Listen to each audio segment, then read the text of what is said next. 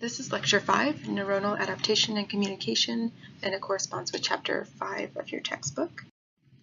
A few reminders and announcements. Homeworks 5 and 6, as well as Exam 1, are all due on 7/15. Please do email me if you have any questions regarding the material, especially Chapters 1 through 4, as that's what will be covered on Exam 1. There are 2 recommended readings for this week. The first is a book called Musicophilia by Oliver Sacks. Oliver Sacks was a neurologist who died just a few years ago. Really interesting person who wrote a lot of books about his neurology patients, some of the more interesting cases, and I think really popularized the public interest in the brain and how the brain affects behavior in some really interesting ways. You can get it through Audible on an audiobook. You can get the audiobook in a number of places, but Audible's one of the easier places to get it. And in case you have never used Audible before, you can get a free trial where I think you get like 1 or 2 books, and you can get that free trial through an Amazon account. The other recommended reading is a New York Times article on neurogenesis and exercise. I think the kinesiology folks might find this particularly interesting. There's a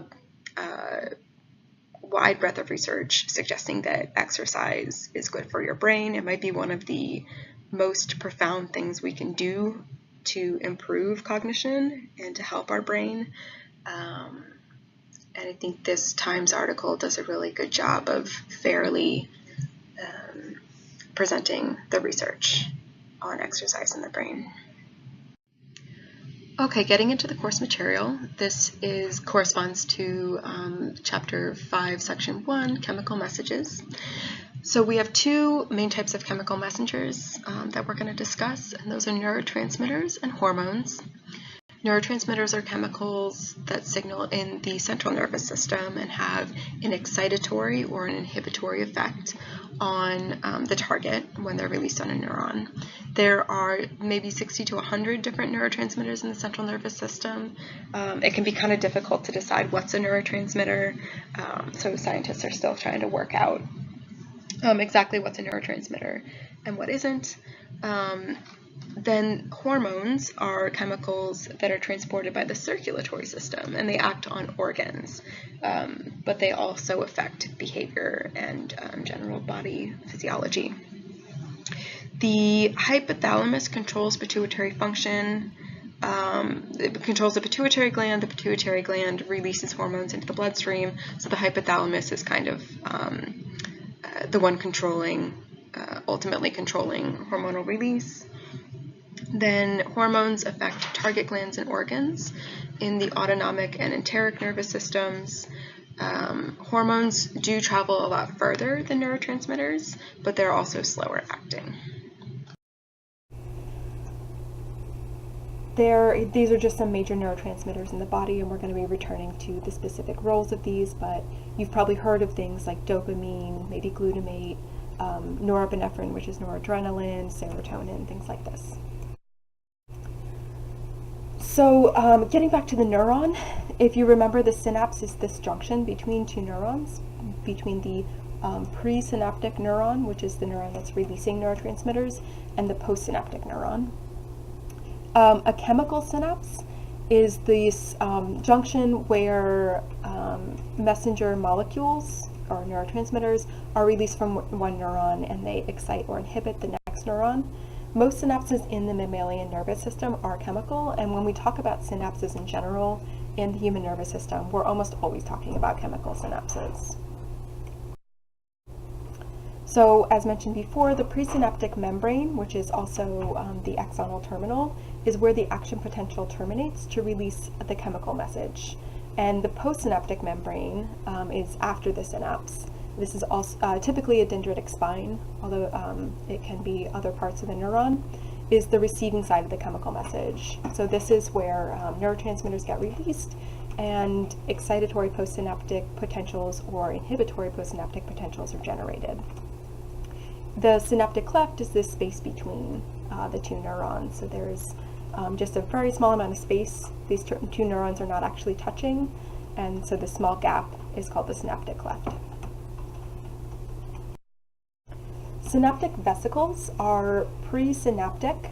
They're small membrane-bound spheres that contain one or more neurotransmitters. Storage granules are also presynaptic, and they're membranous compartments that hold several vesicles. And then postsynaptic receptors are these sites, these proteins that are embedded in the postsynaptic membrane, and these are the sites to which a neurotransmitter molecule binds. And these are just some pictures of synapses from electron microscopes.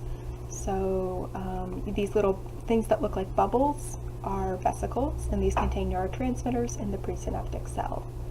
And these gaps you see between the cells, that's the synaptic cleft.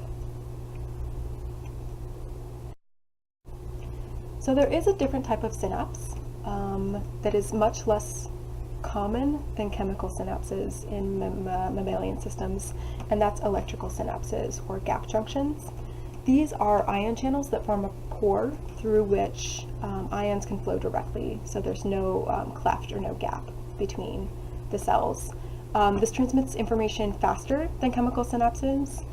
It is one way that interneurons fire in synchrony, so fire together by using these really quick electrical synapses.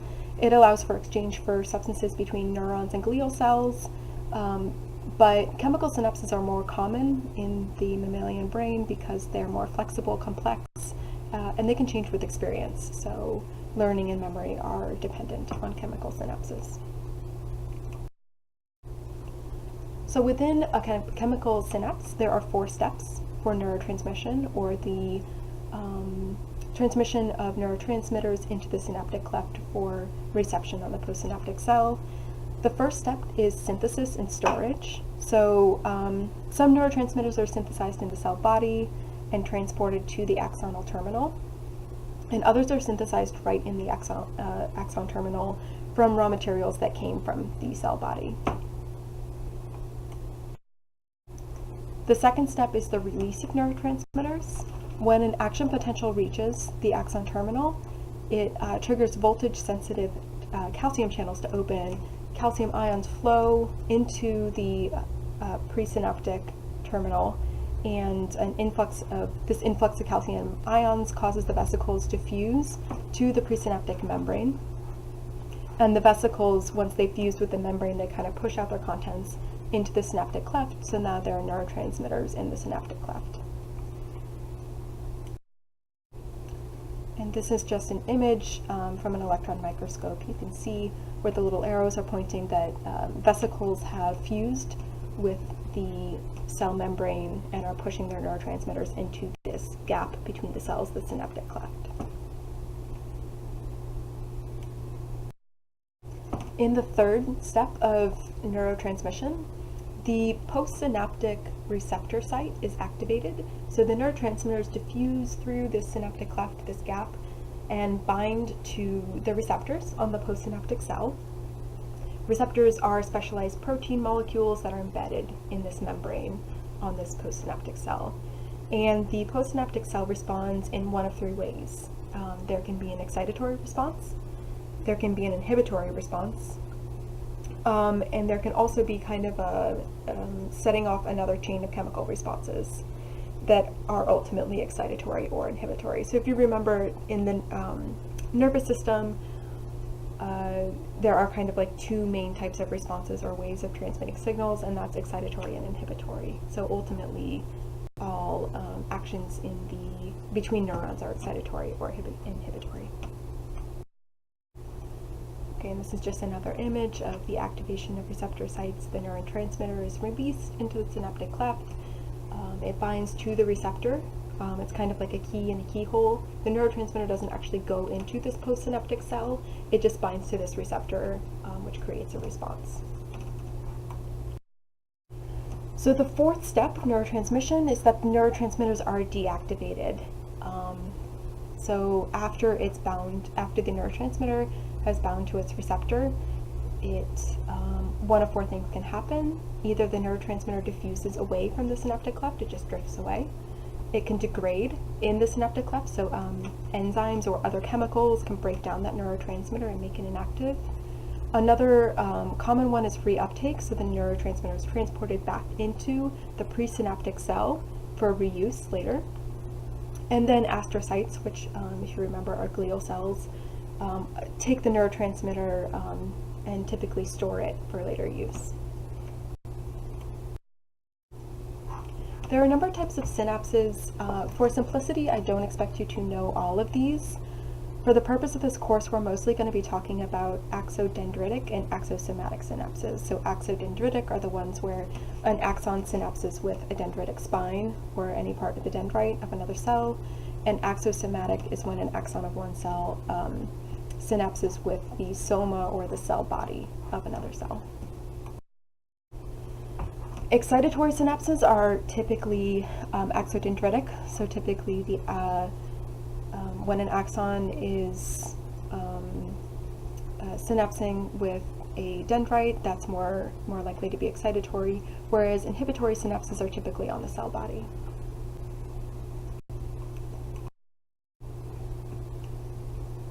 There are four main criteria for determining if a chemical is a neurotransmitter.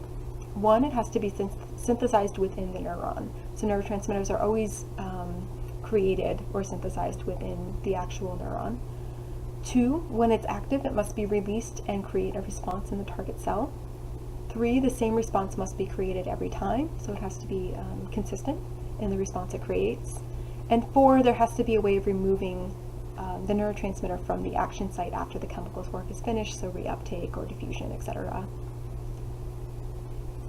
Notably, so these are kind of the classical criteria for determining if a chemical is a neurotransmitter. These days, researchers use the term neurotransmitter much more broadly, so you might, if you get further in your psychology career and see neurotransmitter being used more broadly, that's kind of a trend lately in neuroscience. Okay, so we're going to talk about the four classes of neurotransmitters now. These four classes are based on chemical composition. Different books classify neurotransmitters in different ways, so don't be thrown off if you see neurotransmitters being classified as 3 classes or 2 classes, etc. But for the purpose of this class, because it's how your book chooses to classify them, we're going to talk about small molecule neurotransmitters, peptides, lipid transmitters, and gaseous transmitters. Small molecule transmitters are kind of the classic neurotransmitters. Those are the ones you've probably heard about the most. And it includes most of these best known and most studied neurotransmitters.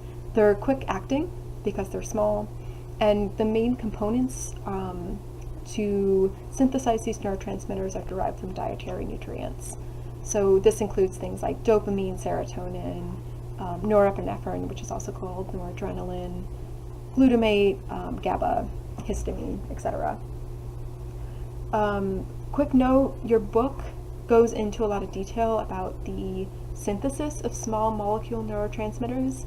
For the sake of simplicity and time in this course, don't worry about the details of synthesis. Just know, in general, small molecule neurotransmitters are derived from dietary nutrients. And this is just a chart with a little bit more information about many of the most common small molecule transmitters. Okay, peptide transmitters, also called neuropeptides, can act either as neurotransmitters or hormones, depending on what part of the body they're acting in, the central nervous system or the rest of the body. As hormones, they respond to stress, they facilitate mother-infant bonding, they regulate eating and drinking, regulate pleasure and pain, and can also contribute to learning.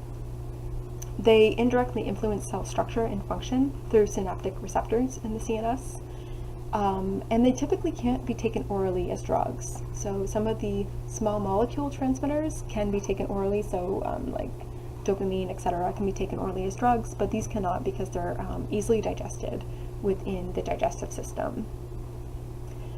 Peptide neurons, you might be familiar with a number of these, so opioids are peptide transmitters, insulin, and then you might be familiar with oxytocin, which we're going to talk about on the next page. So oxytocin is a neuropeptide that facilitates social bonding. It also plays a role in childbirth and bonding of the mother and child, especially right after birth.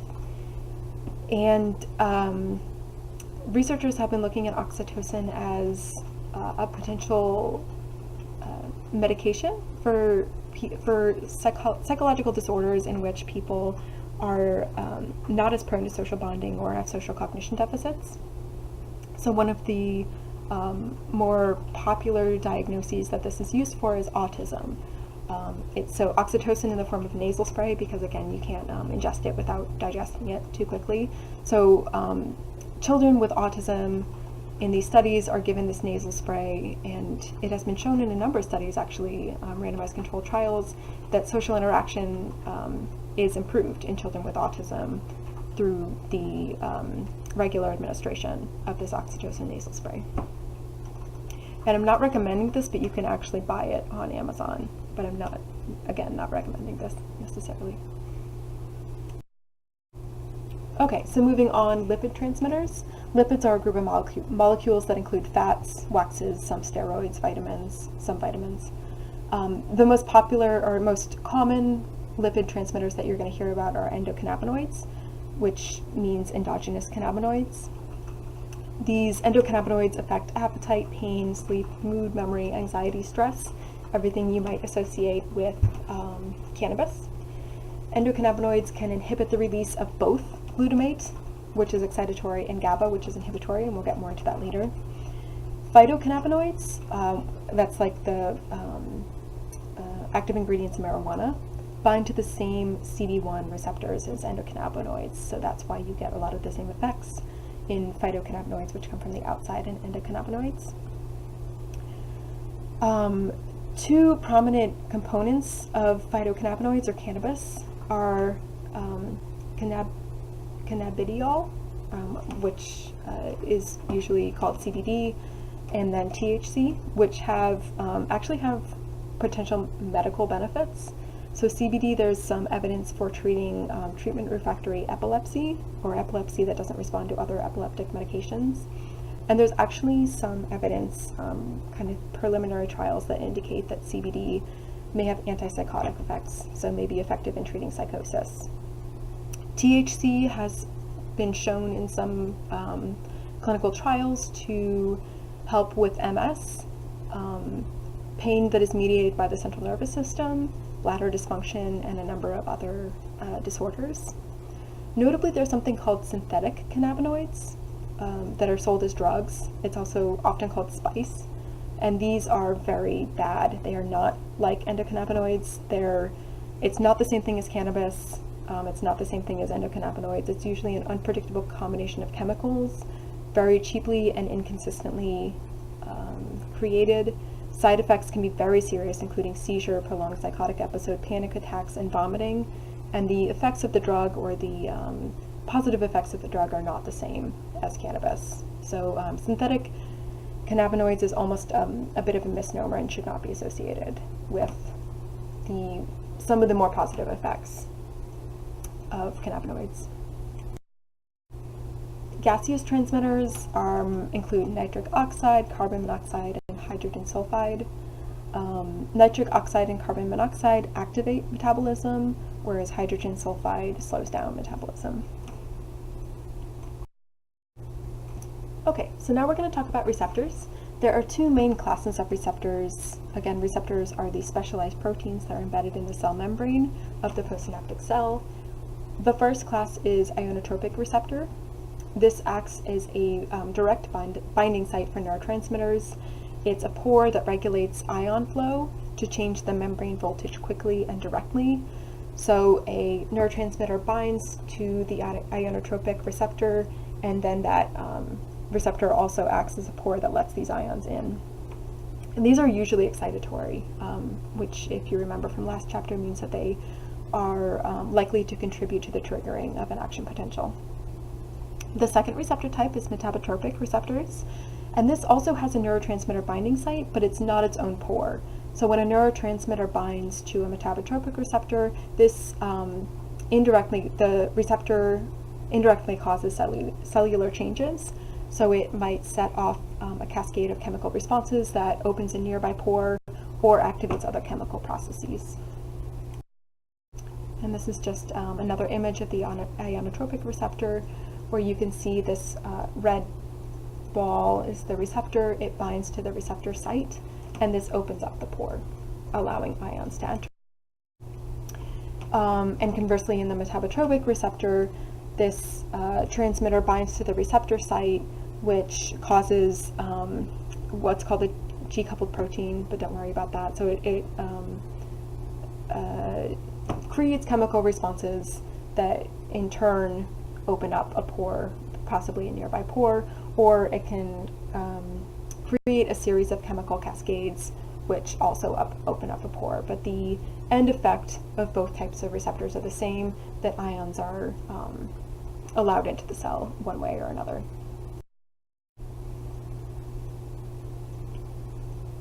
There are different subtypes for each of these receptors. Don't worry about knowing all the different subtypes, just know that there are many different subtypes for both ionotropic and metabotropic receptors, and each subtype has slightly different properties. Receptors are also specific to different neurotransmitters, so there's like serotonin receptors, and there's a number of different types of serotonin receptors, etc.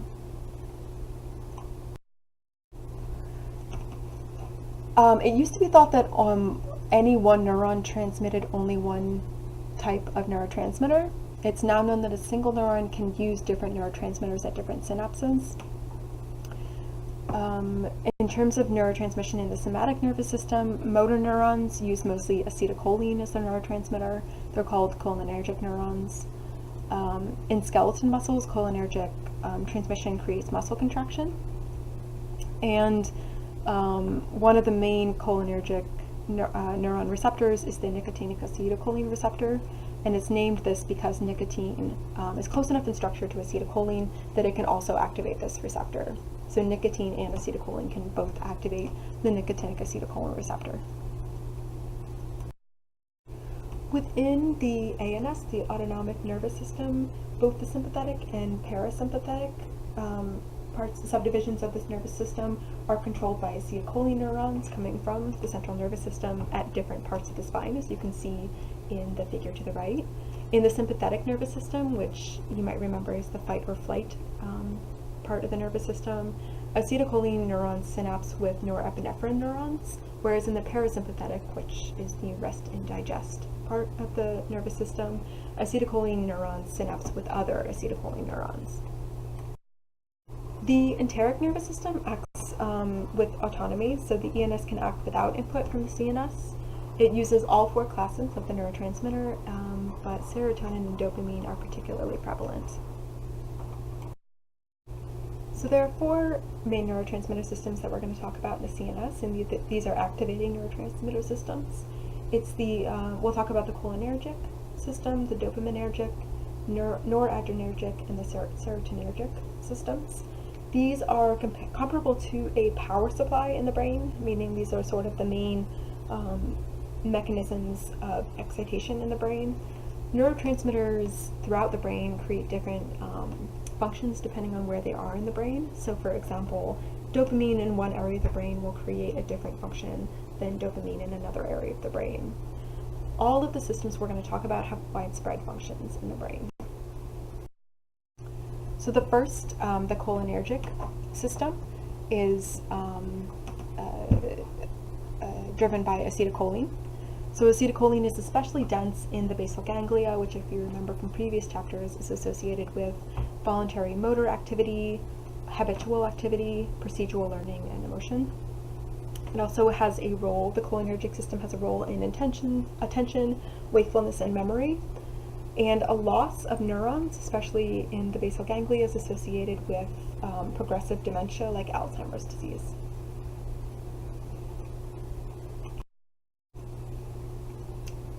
So dopamine is the main actor in the dopaminergic system, and there are two main pathways. There's the nigrostriatal pathway, which is this pathway in purple at the picture on the upper right here, going through the frontal lobe and also the brainstem. And this maintains motor behavior. if there's too little dopamine flowing through this system, this pathway, then motor abnormalities are the result. So one disease that we talked about previously was Parkinson's disease, and in Parkinson's disease there is not enough, there's an atrophy or a decrease in the amount of dopamine neurons in the substantia nigra.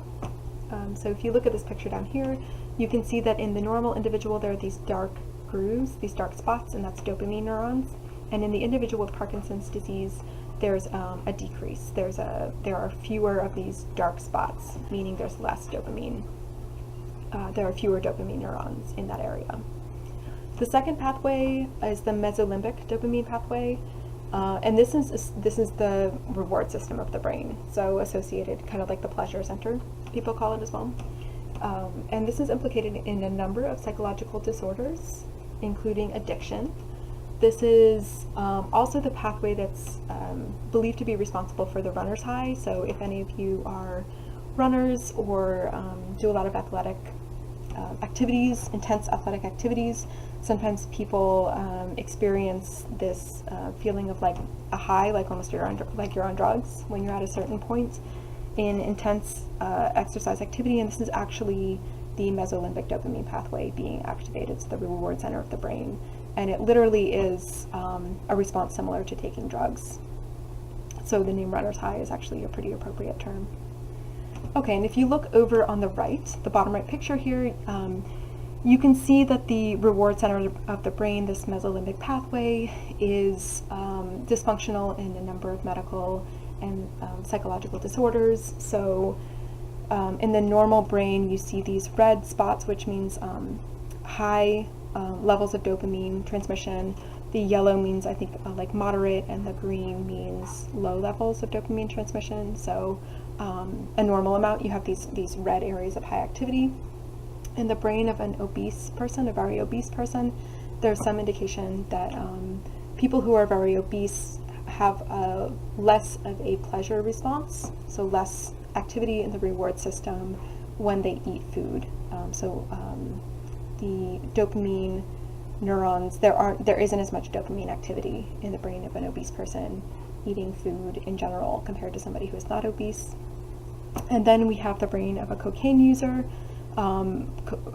Cocaine decreases the regular transmission of dopamine in the brain, and similar, somebody with alcoholism has dysfunctional reward system in their brain. The dopaminergic system has long been implicated in schizophrenia, which is this psychological disorder characterized by hallucinations, or seeing things and hearing things that aren't there, as well as delusions, believing things that are not true. There are other neurotransmitter systems involved, but dopamine was one of the first that we discovered, and it's definitely plays a big part in schizophrenia. In schizophrenia, there's excessive dopamine in the mesolimbic system, which causes some of these positive symptoms like hallucinations and delusions, and not enough dopamine in other areas of the brain, which cause what we call the negative symptoms, which is lack of motivation, inability to experience pleasure, etc. Antipsychotic drugs decrease the overall amount of dopamine transmission in the brain, so antipsychotic drugs are meant to normalize dopamine or decrease the amount of transmission to avoid these positive symptoms of hallucinations and delusions. And they don't do much for negative symptoms because negative symptoms are already caused by not enough dopamine in the brain. Sometimes antipsychotic drugs can have motor side effects. So as we talked before, dopamine transmission has a big part to play in motor activity. So reducing dopamine transmission can have the side effect of causing motor abnormalities in people with schizophrenia. So we see side effects called Parkinsonian symptoms, in which people on antipsychotic drugs will actually have the motor abnormalities similar to Parkinson's disease. In the noradrenergic system, this is the norepinephrine system. So norepinephrine, which is also called noradrenaline, is very closely related to epinephrine or adrenaline, which you might be familiar with. And in the noradrenergic system, neurons are stimulated to change structure and create learning. Too much norepinephrine is one possible cause of mania in bipolar disorder, and too little norepinephrine is one cause of depression or ADHD. So people who have bipolar disorder typically go through these states of mania or really, really high activity and feelings of like euphoria or intense pleasure, and then drop down into states of depression or intense sadness and inability to experience pleasure. You can see on the bottom right here, this is just general brain activity of one individual who was in a depressed state, and you can see from the green and the yellow that there were lower levels of activity in the brain during the depressed state as compared to this manic state where there's high levels of activity with the red and more yellow. And then back to the depressed state, it looks like just a week or so later with lowered activity. So the serotonergic system is, of course, serotonin flow through the brain. Serotonin is often abbreviated as 5-HT. Serotonin plays a role in wakefulness. So more serotonin, when you start to feel sleepy, this is usually increased levels of serotonin in your brain. Serotonin also plays an important role in depression. There may be two subtypes of depression, one related to serotonin, the other related to norepinephrine. And consistent with this, there are two main types of antidepressants. The most common are called SSRIs, or selective serotonin reuptake inhibitors. And then there's also this slightly newer and less common kind called serotonin norepinephrine reuptake inhibitors. Decreased serotonin is also related to obsessive compulsive disorder, which is a psychological disorder in which a person compulsively repeats rituals such as washing their hands and has obsessive thoughts, such as obsessively thinking about whether they locked the door. So there are a few more neurotransmitters that I wanted to talk about that your book didn't go into too much detail on. Two of them are glutamate and GABA. Glutamate and GABA are very closely related to each other. They're kind of called the workhorses of the brain. These are two neurotransmitters that act in opposition to each other. So glutamate is the main excitatory neurotransmitter in the brain. It plays an important role in learning and memory and synaptic plasticity. Too much can cause seizures, and too little can cause a coma. GABA is the main inhibitory neurotransmitter in the brain. Medications that increase GABA have anxiety-reducing effects, can be relaxing, and also anticonvulsive. So when somebody has epilepsy, they might take a medication that increases GABA in the brain. Side effects of drugs that increase GABA are inhibition of memory formation. So you can see how glutamate, increased levels of glutamate have an important role in memory, and then GABA kind of acts in opposition to this, where increased GABA might inhibit memory formation. Now we're going to talk more about drugs that target these two in the next chapter. And then there's histamines, which you might be familiar with antihistamine drugs that are used for allergies. So histamine is a neurotransmitter that mediates arousal and wakefulness. It can cause constriction of the smooth muscles. When somebody's having an allergic reaction, there's increased histamine transmission, and the esophagus can constrict, causing breathing issues. And antihistamine drugs prohibit histamine transmission, so they reduce this constriction of the esophagus, for example. And as histamine is associated with wakefulness, antihistamine drugs are associated with sleepiness.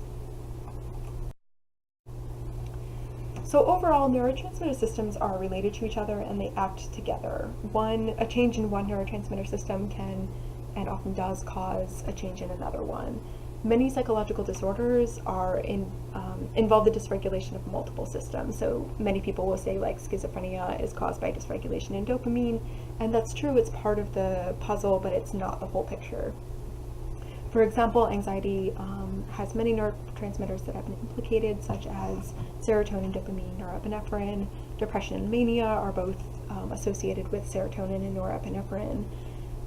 The interaction between neurotransmitter systems is complex and often unclear. It's more difficult to study interactions between these systems. And these sort of overlapping functions and interactions between neurotransmitter systems may be one reason for the prevalence of what we call comorbidity in psychological disorder. So often somebody with one psychological disorder will have another one. So there are disorders which are often seen paired together. So examples of this would be someone with depression is at a greater risk for anxiety. People with schizophrenia are at greater risk for anxiety and depression. Somebody with OCD is more likely to have depression, etc. Okay, so moving on to the adaptive role of synapses and learning and memory. Larger brain, such as the human brain, means more connections between neurons, means a greater potential for plasticity. So more connections means more possibility of changes, and this means that larger brains lead to more adaptability in that organism. Learning, we will operationally define as a relatively permanent change in behavior that results from experience, and learning, as we talk about it in neuroscience, is mediated by structural changes in synapses. Research on the neurobiology of learning is often done with this animal called aplasia, which is also called sea slugs or sea bunnies. And these are some pictures of some sea slugs I found when I was living briefly in Australia. It was a neuroscience grad student's dream, I think, to go into the ocean and find aplasia. They're actually pretty cute, and you can see on top these gills, which are which are referenced a lot in your book in terms of these learning experiments that have been done with aplasia. So don't worry too much about the nitty-gritty details about research with aplasia. What you mostly need to know is two main mechanisms of learning. Habituation is the first one, which is an unconscious learned behavior in which the response to a stimulus weakens with increased or repeated presentations. So, for example, you might notice the sound of a fan when you walk into a room, but over time you become habituated to the sound and you no longer notice it. And what's happening in your brain, your neurons are actually not responding as much to that sound as they were when you first walked into the room and noticed it. So, in aplasia, this is tested with putting like jets of water, which is kind of an averse stimulus, on the gills of the top of this little sea bunny. And the aplasia, typically when you squirt water at it, it'll withdraw from the water jet, like close its gills. But over time, the aplasia, if you repeat this stimulation of the water jet, the aplasia stops doing this, stops retreating its gills. So what's happening neurobiologically, there's typically an influx of calcium ions in response to the action potential, and this influx of calcium ions actually decreases in the aplasia cells. The motor neuron receives less neurotransmitter from the sensory neuron, and the excitatory postsynaptic potentials in the motor neuron is smaller, meaning it's less likely to create another action potential. Sensitization is kind of the converse of habituation. This is an unconscious learned behavior in which response to a stimulus strengthens with repeated presentations. For example, if you're talking to someone and they say like every fourth word, you might find yourself becoming increasingly annoyed to the word like. And if we looked at this neurobiologically, you would actually see increased response in your neurons to the word like, the more it annoys you. So what's happening is interneurons, in the case of the aplasia, it's getting this water jet, but it's also getting a shock to its tail, which it finds very averse. And so the interneuron receiving the shocked input from sensory neuron releases serotonin onto the sensory neuron axon. The serotonin prolongs the effect of the action potential on the sensory neuron, which leads to an increased neurotransmitter release and greater depolarization of the postsynaptic membrane. And this creates behaviorally an increased response to the stimulus. Learning can also be conceptualized as a change in the number of synapses. So for a permanent change in behavior, structural changes have to happen. So neural changes have to be long-lasting. If you study for just one night, you don't learn as well as studying for the same amount of time over the course of a week, because if you study for a long amount of time, structural changes happen. Synapse numbers decrease in the habituated sea bunnies and increase in the sensitized sea bunnies, for example. There's a second messenger called cAMP that plays an important role in signaling DNA to create structural changes associated with learning. Disruption of the secondary messenger leads to interruptions in learning, and disruption may be involved in some prefrontal disorders where we see problems with learning, including age-related learning disorders, so disorders where people are less able to remember and learn things as they get older, and also ADHD, attention deficit hyperactivity disorder.